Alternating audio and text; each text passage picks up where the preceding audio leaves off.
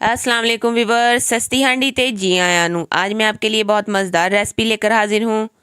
जी हाँ, आज हम बनाने जा रहे हैं चिकन अचार गोश्त। इससे पहले अगर आपको हमारी रेसिपी पसंद आ रही हैं तो जल्दी से हमारा चैनल सब्सक्राइब कर लें, बेल का आइकन दबा लें ताकि आने वाली तमाम नई वीडियोज़ आपको मिल सकें। चलिए आइए शुरू करते हैं। बिस्मिल्लाहिर्रहमानिर्रहीम।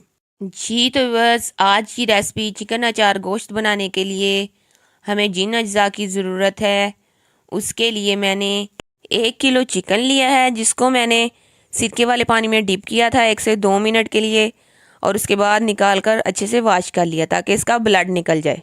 3 मीडियम साइज़ के प्याज लेकर उनको मैंने अच्छे से चॉप कर लिया। अचार गोश्त में हमने ग्रेवी बनानी है क्योंकि चॉप किए हुए प्याज से ग्रेवी अच्छी बनती है। 3 अदर टमाटर लेकर उनको अच्छे से धोकर मैंने उनका छिलका रिमूव कर दिया था ताकि हमारी ग्रेवी जो है वो मक्खन की तरह नरम और मुलायम बने। अगर हम छिलकों समेत टमाटर ऐड करेंगे तो हमारी ग्रेवी जो है वो नरम और मुलायम नहीं बनेगी।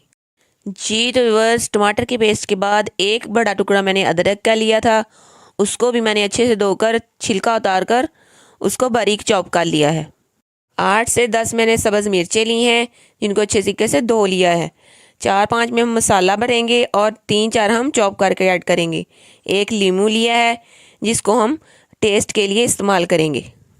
खुशबू के लिए और गार्निशिंग के लिए मैंने सब्ज़ धनिया लिया है जिसको मैंने अच्छे तरीके से धोकर वॉश कर लिया था और उसके बाद मैंने इसको बारीक चॉप कर लिया है। एक कटोरी भर के 150 ग्राम ताज़ा दही की ली है। दही आप अपनी मर्ज़ी से कम या ज़्यादा भी ऐड कर सकते हैं। जी तो बस खुश्क मसाला जात में मैंने 1 टेबलस्पून सुरख दड़ा मिर्च ली है, 1 टेबलस्पून हल्दी, 1 टेबलस्पून काली मिर्च, 1 टेबलस्पून नमक, 1 टेबलस्पून सुरख मिर्च, 1 टेबलस्पून खुश्क धनिया। मसाला जात आप अपनी मर्ज़ी से कम या ज़्यादा ऐड कर सकते हैं। अचार गोश्त के लिए मैंने ये वाला मसाला लिया है, आप किसी भी कंपनी का ले सकते हैं, मार्केट से इजीली मिल जाता है। जी तो बस चिकन अचार गोश्त के टेस्ट को मज़ीद बढ़ाने के लिए मेरे पास घर में गाजर और मूली का अचार मौजूद था, वो मैं इसमें ऐड करूँगी मसाले समेत। इससे इसका टेस्ट और बढ़ जाएगा। अगर आपके पास घर में कोई भी अचार मौजूद है तो वो आप ऐड कर सकते हैं। अगर आपके पास अचार नहीं भी है तो आप इसको स्किप कर सकते हैं, ये ऑप्शनल है। जी तो बस अब हम चिकन को मैरिनेट कर लेते हैं। इसके लिए मैंने कटोरी भर के जो दही लिया था वो ऐड कर देंगे। इसके बाद हमने जो मसाला लिया था वो ऐड कर देंगे और हाथ की मदद से अच्छे तरीके से मिक्स कर देंगे ताकि सारा मसाला गोश्त में अच्छे से मिक्स हो जाए और इसको हम 15 से 20 मिनट के लिए मैरिनेट होने के लिए छोड़ देंगे ताकि सारा मसाला अच्छे से गोश्त में जज़ब हो जाए। जी तो बस जब तक हमारा गोश्त मैरिनेट होता है हम मिर्चों की फिलिंग कर लेते हैं। इसके लिए मैंने एक मिर्च लेकर उसको कट लगाकर उसमें से बीज निकाल दिए थे और थोड़ा सा अचार मसाला बचा लिया था, उसमें थोड़ा सा दही मिक्स करके उसका गाढ़ा सा पेस्ट बना लिया। अब मैं एक एक करके तमाम मिर्चों की फिलिंग कर लूँ, मैं फिर आपसे मिलती हूँ। जी तो बस मिर्चों की फिलिंग मैंने कर ली है। अब हम चूल्हे पर कढ़ाई चढ़ाकर फ्लेम ऑन करके इसमें 1 कप ऑयल का ऐड करेंगे और उसको गर्म होने के लिए छोड़ देंगे। जी तो बस ऑयल हमारा अच्छे से गर्म हो गया है। अब हमने जो प्याज चॉप किया था वो ऐड कर देंगे और चम्मच की मदद से अच्छे तरीके से इसकी जो गुठलियाँ सी बन गई हैं वो तोड़कर ऑयल में मिक्स कर देंगे।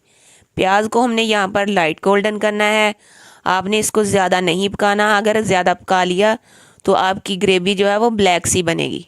प्याज हमारा लाइट गोल्डन हो गया है। अब हम इसमें टमाटर का पेस्ट ऐड करेंगे और चम्मच की मदद से अच्छे तरीके से मिक्स करके इसको अच्छे से पकाएंगे ताकि इसका पानी अच्छी तरह खुश्क हो जाए। व्यूअर्स टमाटर का पानी अच्छे से खुश्क हो गया है। अब हम इसमें चॉप किया हुआ अदरक ऐड करेंगे और इसको अच्छे से पका लेंगे ताकि इसका टेस्ट निकल आए और इसका कच्चापन ख़त्म हो जाए। हमारे सब्ज़ मसाले अच्छे से पक गए हैं। अब हम इसमें तमाम खुश्क मसाले ऐड कर देंगे और चम्मच की मदद से अच्छे तरीके से इनको मसाले में मिक्स कर देंगे और इनकी अच्छी तरह पकाई करेंगे ताकि इनका टेस्ट अच्छे से निकल आए। यहाँ पर मसाले मैंने एक साथ ऐड कर दिए हैं, अगर आप चाहें तो अलहदा भी ऐड कर सकते हैं। जी तो बस तड़का हमारा तैयार है। अब हम इसमें मैरिनेट किया हुआ गोश्त मसाले समेत ऐड कर देंगे और चम्मच की मदद से अच्छे तरीके से गोश्त को तड़के में मिक्स कर देंगे। جی تو بس مکسنگ کے بعد اب ہم اچھے طریقے سے گوشت کی بنائی کریں گے تاکہ ہم نے جو دہی ایڈ کیا تھا ساتھ میں اس کا پانی اچھے سے خشک ہو جائے اور ہمارا گوشت بھی اچھے طریقے سے گل جائے۔ جی تو بس دہی کا پانی اچھے سے خشک ہو گیا ہے اور اس نے آئل بھی چھوڑ دیا ہے۔